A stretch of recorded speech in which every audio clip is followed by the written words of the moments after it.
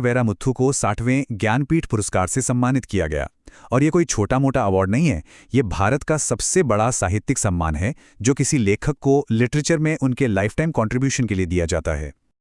अच्छा, बड़े पर्दे पर भी जबरदस्त धूम मची हुई थी। 98वें एकेडमी अवार्ड्स में वन बैटल आफ्टर अनदर को बेस्ट पिक्चर चुना गया। क्या कमाल की कहानी थी इस फिल्म की। और हाँ, माइकल बी जॉर्डन को सिनर्स में उनकी दमदार एक्टिंग के लिए बेस्ट एक्टर का अवार्ड मिला। और स्पोर्ट्स में तो मतलब दुनिया भर में जीत का जश्न था। इंडियन वेल्स में टेनिस में आरियाना सबलेंका की शानदार जीत, या फॉर्मूला 1 में किमी एंटोनेली का जबरदस्त डेब्यू। और भारत के लिए तो एक बहुत ही गर्व का पल था जब मयंक चक्रवर्ती अपने कमाल के खेल से भारत के 94वें चेस ग्रैंड मास्टर बने। ये जीते दिखाती हैं कि टैलेंट की कोई सीमा नहीं होती। और ये वो वक्त भी था जब लेजेंड्स को सम्मानित किया जा रहा था।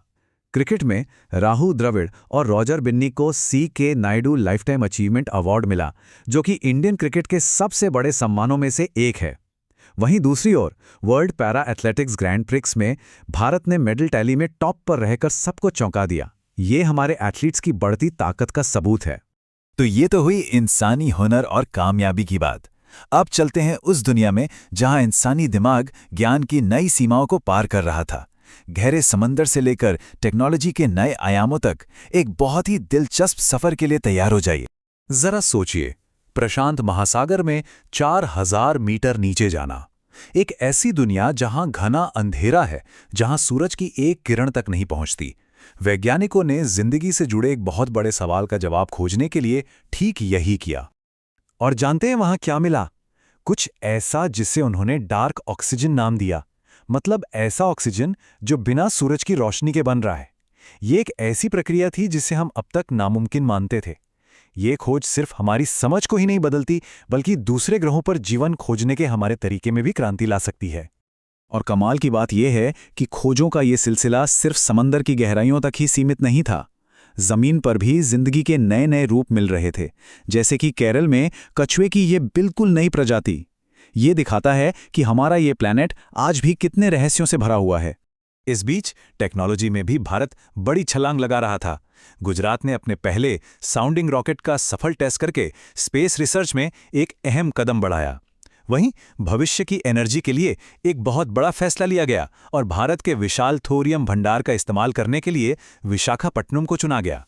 अच्छा, अब जमीन पर वापस आते हैं और देखते हैं कि देश को अंदर से मजबूत करने के लिए क्या क्या चल रहा था, चाहे वो बेहतर सुरक्षा की बात हो या फिर एक ज्यादा इंक्लूसिव समाज बनाने की।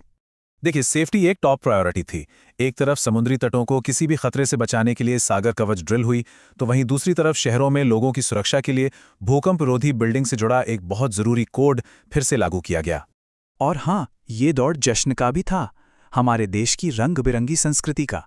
नई दिल्ली में पर्पल फेस्ट ने दिव्यांग लोगों के टैलेंट को सेलिब्रेट किया, जो इंक्लूसिविटी की तरफ एक बड़ा कदम था।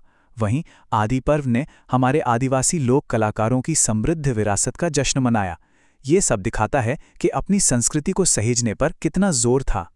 अब बात करते हैं एजुकेशन की। यहाँ भी टेक्नोलॉजी का जबरदस्त इस्तेमाल हुआ स्टूडेंट्स की मदद के लिए।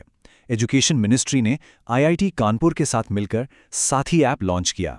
ये एक ऐसा प्लेटफॉर्म है जो छात्रों को स्टडी मटेरियल और एग्जाम की तैयारी में मदद करता है, जिससे पढ़ाई लिखाई सभी के लिए आसान हो सके। तो देश के अंदर तो ये सब चल ही रहा था, लेकिन इसका असर दुनिया पर कैसे पड़ रहा था? चलिए अब भारत के ग्लोबल कनेक्शंस पर एक नजर डालते हैं। इसका एक बहुत ही मजबूत उदाहरण है नेवल डिप्लोमेसी। जब भारत का युद्धपोत INS त्रिकंद मॉरिशस के नेशनल डे सेलिब्रेशन में शामिल हुआ, तो ये सिर्फ एक सेरेमनी का हिस्सा नहीं था। ये हिंद महासागर में अपनी दोस्ती और स्ट्रैटेजिक पार्टनरशिप को मजबूत करने का एक पावरफुल मैसेज था। और ये जुड़ाव पूरे साल दिखता रहा। मार्च में मॉरिशस में हमारी मौजूदगी ने रिश्तों को और मजबूत किया।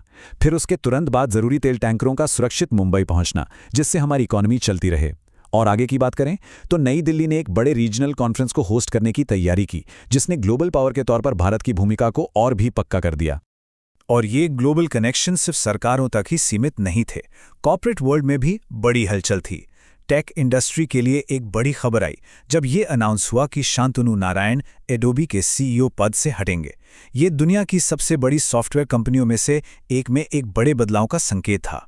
तो अगर हम इन सभी घटनाओं को एक साथ देखें, चाहे वो इंसानी कामयाबी का जश्न हो, ज्ञान की सीमाओं को तोड़ना हो या देश और दुनिया में रिश्तों को मजबूत करना हो, ये सब मिलकर एक बहुत ही डायनामिक और हलचल भरे दौर की तस्वीर पेश करते हैं।